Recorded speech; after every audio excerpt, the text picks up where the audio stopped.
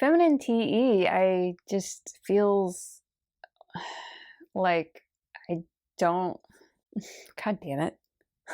Hi, I'm Annie. Today I want to talk about feminine TE. So I have feminine TE third, and it's something I've been struggling with and processing for a long time. It often feels like more of a problem than SI last. My SI is masculine and double activated, and it's just a really useful tool, and I've learned to use it more and more in terms of being ordered in the physical world, using SI to eliminate chaos. But feminine TE, it feels like the thing that gets in my way when I need to be direct and assertive and I can't, or I'm not good at it. So I do set boundaries all the time. The boundaries that I set are to protect my sleep. I need time to sleep process, and so I have to set boundaries in order to protect that. And then also play last requires some boundary setting. I don't cave and do what others want me to do if I don't want to do it. And I will set the boundary, but I don't feel good inside of myself. It feels like conflict and awkwardness within myself when I have to be direct or set boundaries. This is a problem because I'm a small business owner. In massage therapy, it's incredibly important to set boundaries and to be direct and assertive in doing that. Now, I'll do it. I'm professional. I'll say the right words. I will say them clearly. I'll say them diplomatically, firmly, but in a friendly manner. But I don't feel nice within myself when I do it. And I especially don't feel nice if I set a boundary and someone hears me but still tries to push and I have to say it again in a more forceful way. It's actually astonishing when people push back. I can't believe it because I've already set the boundary. I set it clearly and firmly, and it's like, do I need to put on brass knuckles and say the exact same thing to you again? So several months ago, I came across a YouTube video, and it was a TED Talk, but it was a woman who was talking about persuasiveness and assertiveness and getting what you want. She was helping people identify places where others were not assertive enough, were sort of weak, and they could push and persuade that person to change their mind so that they could get what they wanted. One of the phrases that she discussed in her TED Talk was when you ask someone a question and then that person says, well, we don't usually do that. And she says, do you hear what he just said? He said, we don't usually do that. That means there's a way in. That means you can push back and change their mind. And I was really horrified by this because I thought, bitch, you are the kind of lady that causes me a lot of headaches. But I do understand her point that the way that the person phrased that, we don't usually do that, allows a way in. And I've been setting boundaries long enough that I know not to do that. I know to be ST clear, at least, about the boundary. So I don't allow openings verbally in the way that my boundaries are structured. I'm smart enough not to do that because I don't want people to try to negotiate back. It's like, no means no.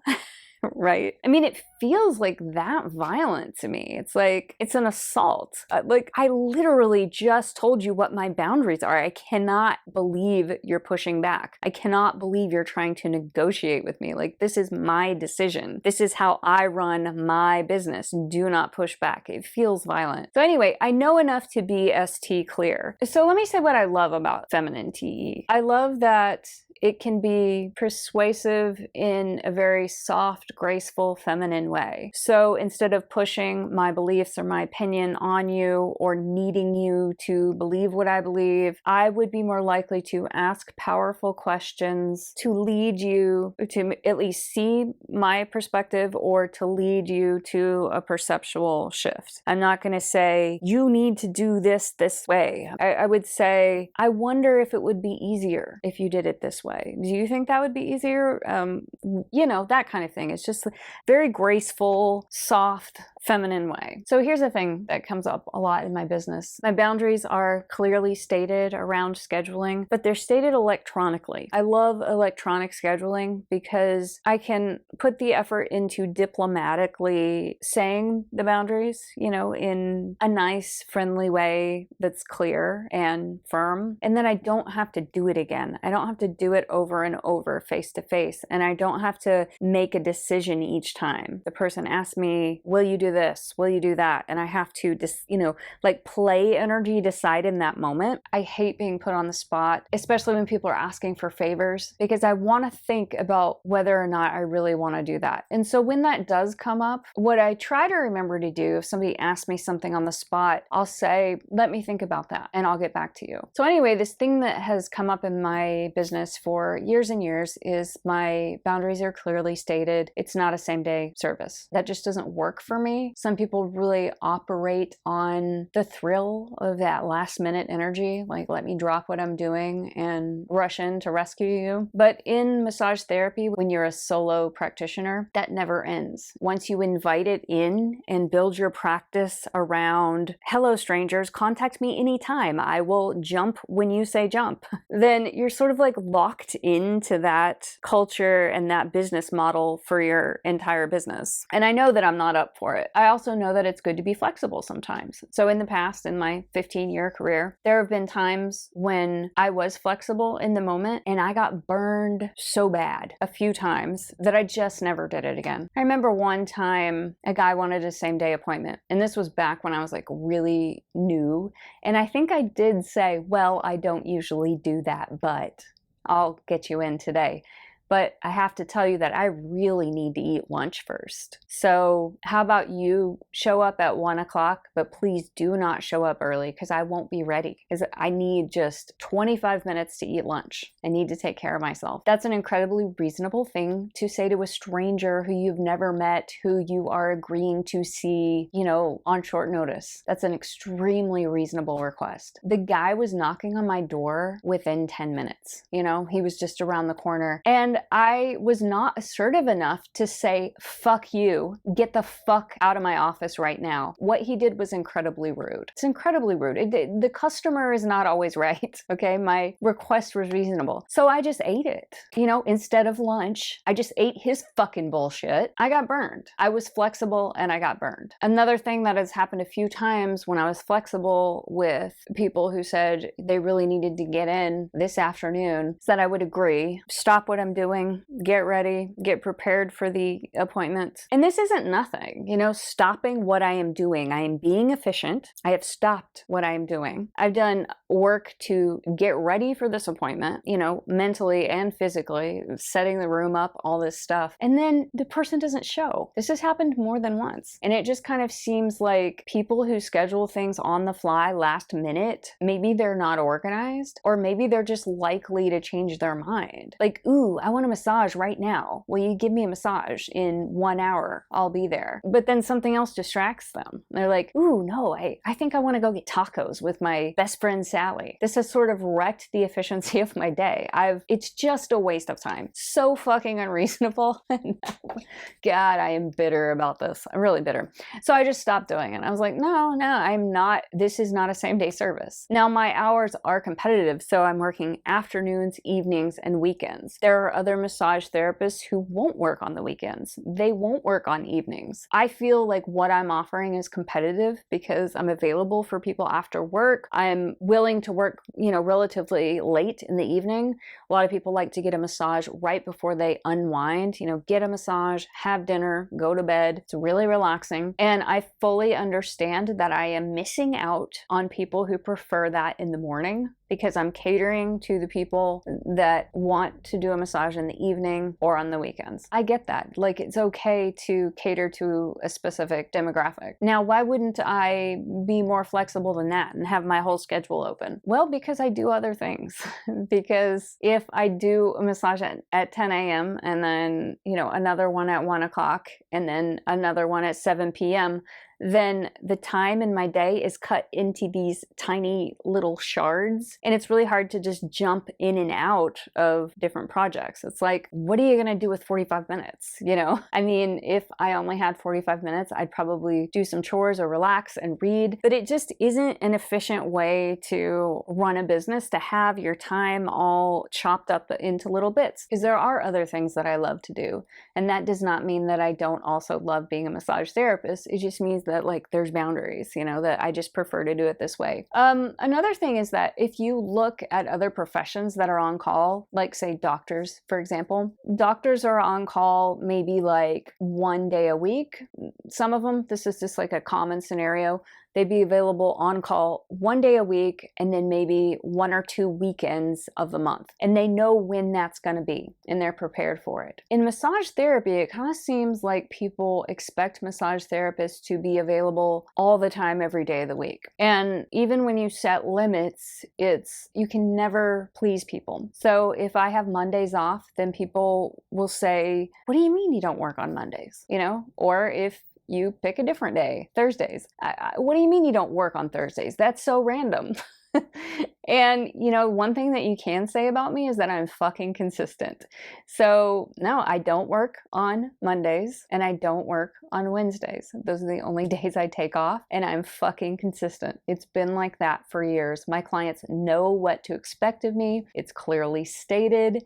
It's just the way it is. Any schedule I would pick would be inconvenient for someone out there and then convenient for other people. I am one person running a business all by myself, doing all the administrative work and the actual massage. I am just simply not going to work, you know, from 7 a.m. to 9 p.m. 7 days a week. I'm just not doing that. And that's my choice. You know, another massage therapist might want to be available all the time. They have no other hobbies. They just love massage. They give their whole heart and soul to massage, and they want to do it whenever.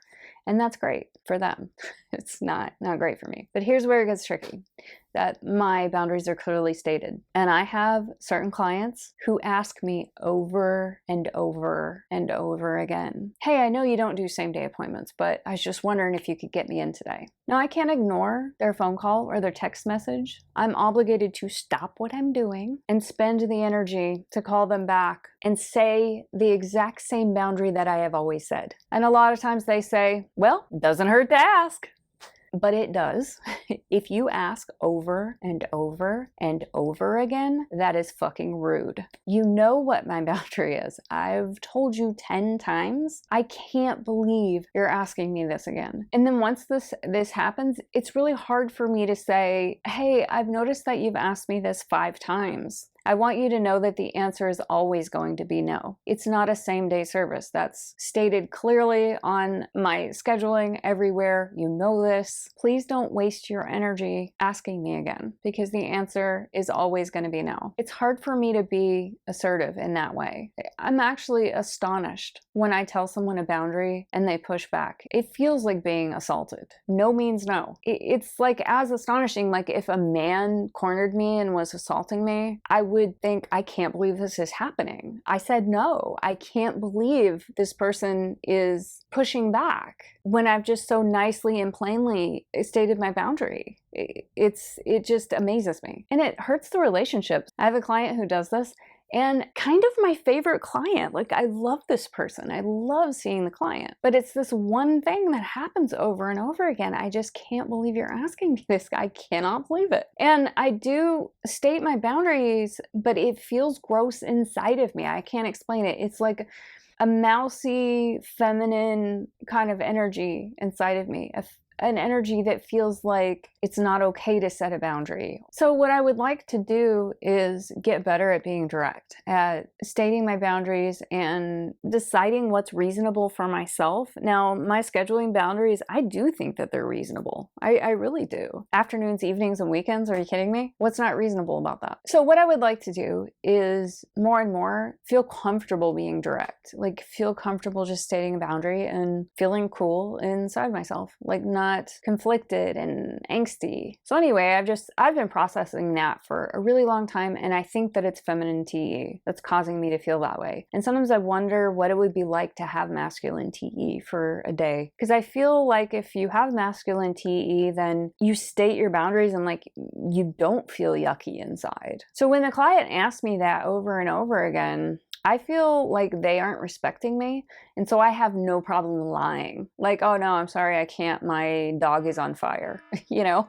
not that, but no, I'll say something like, no, I'm sorry, I can't. My mom is really sick and I have to take her to urgent care. It's a complete lie, but I don't care. I can't believe that my simple no wasn't enough, and so I come up with a lie that makes it seem like I have to do this thing that is so much more important than what you're asking me to do. You know what I mean? And I don't feel bad about lying because I already feel like there's disrespect. I don't feel like it's bad to lie. I feel like it's cowardly. I should have the self-assurance and the self-dignity and integrity and courage to say no. As I've mentioned several times, you know, as it's stated on my scheduling, this is not a same-day service. It hasn't been a same-day service the last 5 times that you've asked me, and it still isn't. You know, like, find a way to say that doesn't sound punchy or defensive, but also just firm. Like, to say that but feel neutral inside of myself when I say it. So that's what I'm working on. I've been working on that for a long time, and I have some ideas about how I could practice that. I actually think role play would be good. You know, just role playing different scenarios. You know, when you do self-defense physically and you role play doing actual physical defense, I feel like I need to do that with assertiveness. Like, I need to practice with a partner, stating my boundaries in like a really confident way where I feel